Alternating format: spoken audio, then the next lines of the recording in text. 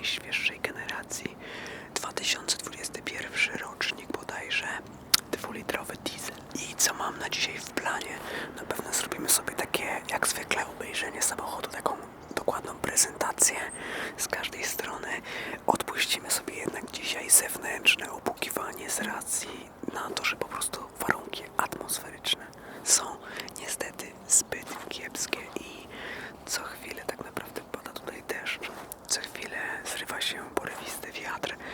Poza tym samochód z zewnątrz jest dość brudny, więc nie chcę, że tak powiem, też jakoś siebie upaprać przy tym wszystkim.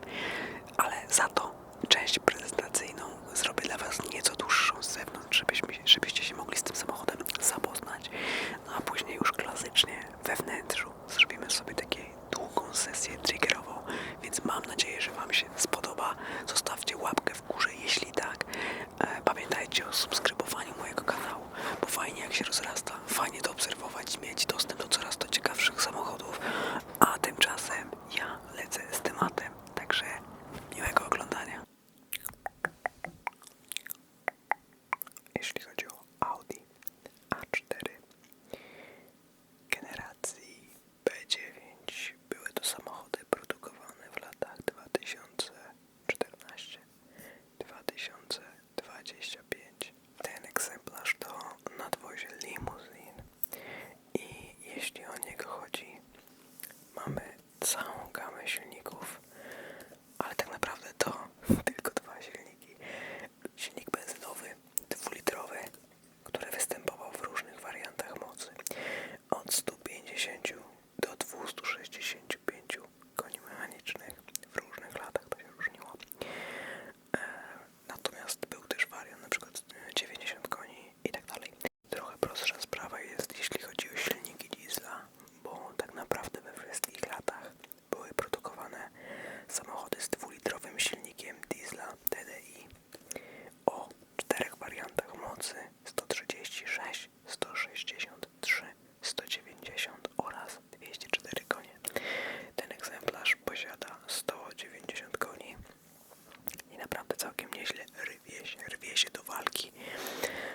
I jedyne co utrudnia mu życie to niestety skrzynia biegów, która tutaj nie szaleje jakoś i oferuje takiego laga. Jeśli chodzi o takie samochody, cenowo mniej więcej plasują się one w okolicach 100 000 złotych. Mówię tutaj o 2021-2022 roku. Ten model być może jest nieco tańszy, ponieważ jego wyposażenie jest dość ograniczone i też nie ma tutaj napędu quattro. Jest to napęd czysto naprzód. No, jest jaki jest, ale naprawdę dość wygodny. Zresztą też różnymi opiniami będę się jeszcze dzielił w trakcie, także zostańcie ze mną.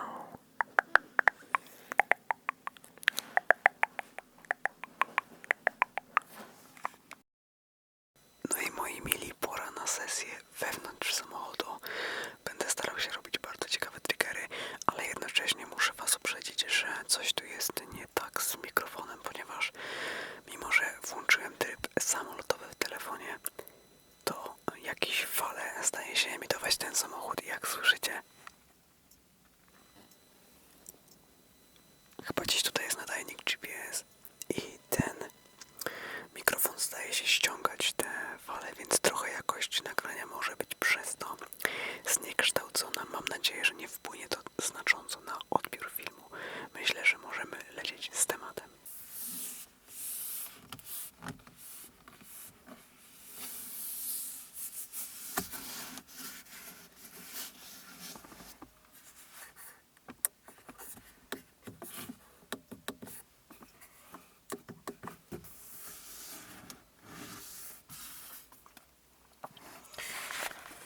Jak widzicie, ta kierownica jest dość specyficzna i mam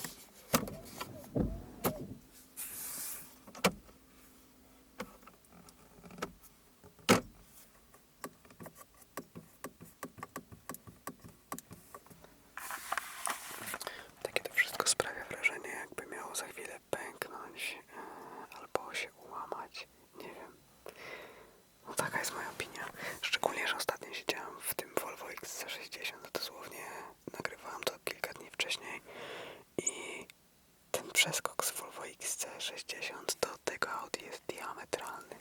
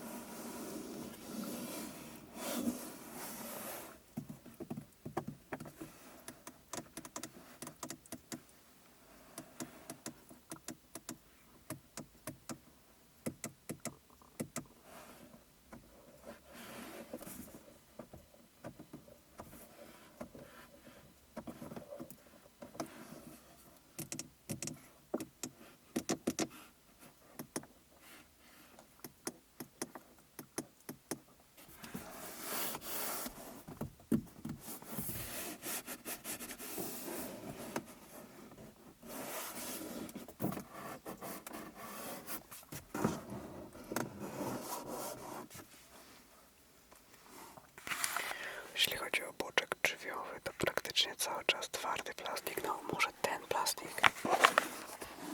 Ten tutaj jest dość miękki. Może nawet jest to skóra, no nie wiem. Ale tutaj już jest bardzo twardy. A już tutaj to wiadomo, klasyka.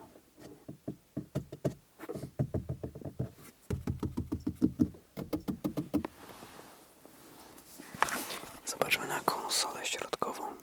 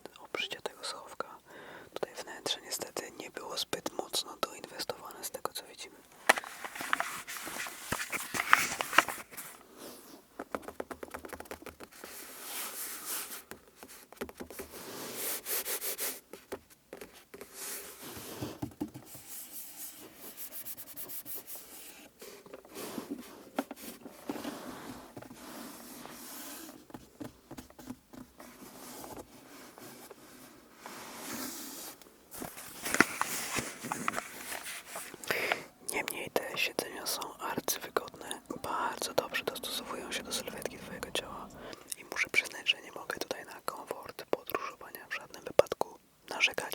Tym bardziej, że też ten samochód, czyli A4, jest dość pokaźny rozmiarowo. Tak jak wspominałem albo nie, ten egzemplarz to diesel, 2-litrowy dieselek, całkiem przyjemnie się zbiera. Największy problem moim zdaniem, jeśli chodzi o właściwości jest tutaj ze skrzynią biegów. Skrzynia biegów jest arcymulna, co już kiedyś było mi dane doświadczyć w Audi A5. Jeździłem A5, która miała 260 około koni mechanicznych w 2-litrowej benzynie, a naprawdę ciężko było czuć, że ten samochód jest tak mocny, ponieważ skrzynia niestety nie dawała rady. No i tutaj jest jeszcze gorzej oczywiście. Tym bardziej, że mam wrażenie, że w zestrojeniu z dieslem, z silnikiem dieslowym, ta skrzynia wypada jeszcze gorzej. Mam wrażenie, że momentami te obroty jakoś tak dziwnie wariują, a szczególnie przy wolnej jeździe po mieście. No i nie jest to jakieś zbyt przyjemne doświadczenie, ale zbiera się całkiem fajnie, więc no mimo wszystko daje radę, nie można narzekać. Jeśli chodzi o przemieszczanie się, jest to bardzo poczciwy, no powiedziałbym nawet przyjemny samochód.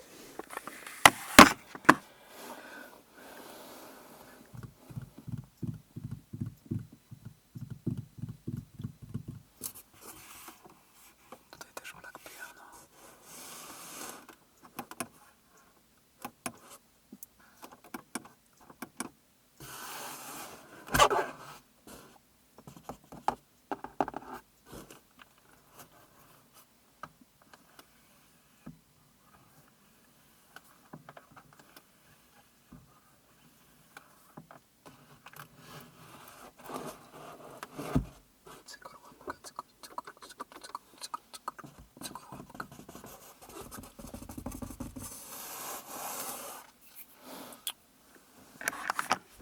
Rzut oka na tylne siedzenia.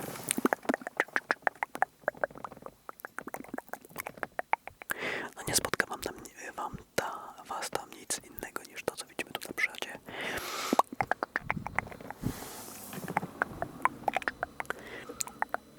Żadnych szmerów i bajerów. Przyzwoity po prostu samochód. No i to by było chyba na tyle, moi drodzy. Moi kochani, to by było na tyle, jeśli chodzi też o ten odcinek. Mam nadzieję, że wam się podobało, że Audi A4 przypadło wam do gustu, a jeśli nawet nie, to po prostu zaspokoiłem w jakiś sposób waszą ciekawość, jeśli chodzi o wnętrze tego samochodu, jeśli chodzi o specyfikę tych nowych A4, jak one wyglądają, jak się prezentują. Myślę, że mimo wszystko to aż tak bardzo nie odbiega od tego, co Audi oferowało w poprzednich latach, czyli całkiem solidne samochody, które są dość ekonomiczne, szczególnie właśnie w takiej dieslowej odmianie, no i wygodne na pewno. Pod tym kątem nie możemy tutaj Audi niczego zarzucić. Oczywiście jest też sporo mankamentów, taka odczuwalna wszemi wobec plastikowość, trochę skrzypienie, trochę chociażby nawet ten ekranik, który tak, wiecie, tutaj lata dziwnie. Nie chcę tutaj czegoś urwać, więc nie będę jakoś mocno ciągnął, ale no zresztą sami widzicie, nie wiem czy to tak będzie też widoczne na ekranie, bo wiadomo, że filmy są zupełnie inne w odbiorze i zupełnie inaczej odbieramy niektóre rzeczy poprzez obraz telefonu, czy tam obraz kamery, a inaczej odbieramy je na żywo, kiedy to wszystko słyszymy, kiedy tutaj jesteśmy, kiedy dotykamy tych wszystkich powierzchni, ale no, takie jest moje przynajmniej wrażenie. Jakkolwiek by nie było, mam nadzieję, że zrelaksowaliście się przy tym odcinku. Trzymam mocno za to kciuki i chciałbym wam życzyć teraz dobrej, spokojnej